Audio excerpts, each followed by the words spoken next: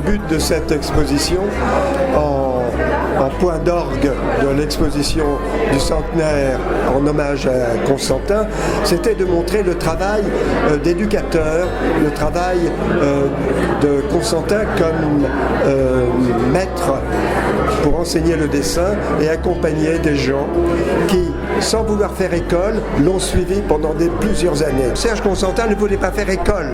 Il ne voulait pas que les gens le copient. Il ne voulait pas qu'ils peignent comme lui. Mais il voulait simplement les aider à ce que chacun puisse aller au mieux de son talent, puisse sortir son talent de lui-même. C'est pour ça que vous allez voir des manières de peindre très différentes chez les uns et chez les autres. Il a été port-louisien et c'était un des sites favoris du peintre Constantin. Chaque fois qu'il quittait le théâtre, c'était très souvent pour venir travailler sur le port où un vieux souvenir de son papa le conduisait, le ramenait, un souvenir attendri. Son père le conduisait sur une bicyclette juste pour livrer le pain dans les bateaux des messageries maritimes qui étaient en escale à Port-Louis. Je n'ai pas connu Constantin vivant. J'ai vraiment fait la découverte de Constantin chez les collectionneurs à travers son œuvre peinte. Et ce n'est que plus tard que j'ai découvert que Constantin était aussi un grand scénographe, était un grand décorateur et qu'il avait fait un travail fabuleux au Théâtre du Plaza où nous avons tenu la première exposition de son œuvre. J'ai pu découvrir un véritable trésor, 44 cahiers de son journal intime. Et c'est la lecture de ce journal qui m'a révélé le personnage, la personne et donné des clés pour comprendre la vie artistique des années 50, 60, 70 et 80 à l'île Maurice. Les autres artistes de cette exposition, d'abord les plus anciens compagnons de Serge.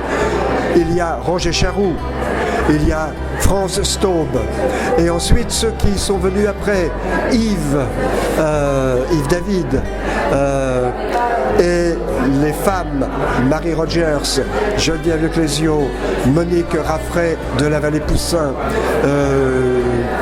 Georgine Arrey, Elsie Britter, connue sous le nom d'Elsie Quaco.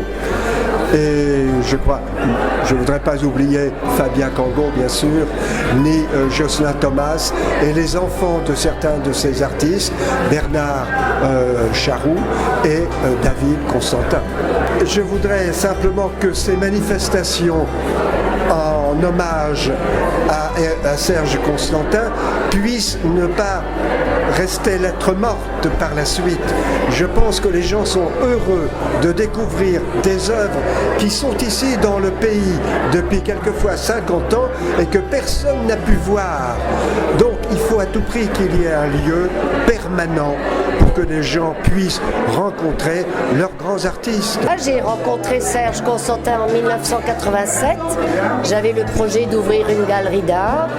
J'étais absolument pas dans le métier et je suis montée au Plaza le voir en lui disant: Monsieur Constantin, est-ce que je pourrais représenter votre travail dans une galerie que j'aimerais monter? Et il m'a accueilli au-delà de sa personnalité qui était très très accueillante et très gentille. Il m'a accueilli très favorablement parce qu'il n'y avait pas de galerie d'art commerciale et permanente, et il a été très heureux que je lance le projet. Donc j'ai commencé à le représenter, j'ai commencé à le côtoyer, on ne se connaissait pas. J'étais une très jeune galeriste, il était un monsieur avec beaucoup d'expérience et il m'a guidée. Mais Serge Constantin était quelqu'un qui ne guidait jamais d'une manière ni académique ni didactique. Il donnait toujours la liberté. Et je pense que j'ai appris beaucoup avec lui, mais j'ai appris la liberté. La liberté de penser artistiquement, la liberté de travailler comme je voulais. Il me guidait, mais il ne m'imposait rien. Et on a travaillé jusqu'à sa mort ensemble, avec des histoires passionnantes, lui et moi.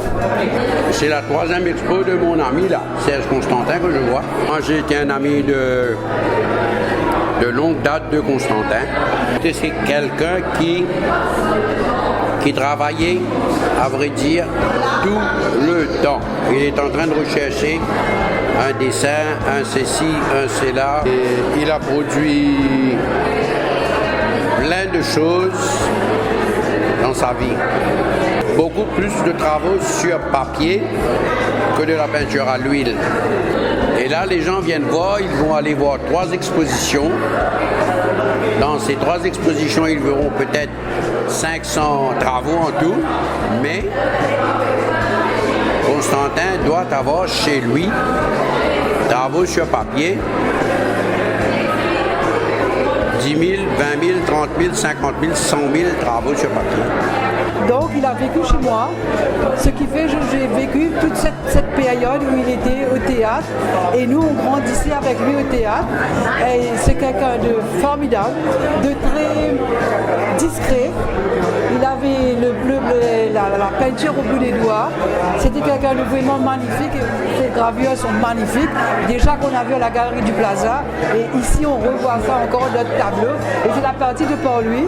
Et je revois un peu toute cette peinture qu'on a vu faire vraiment.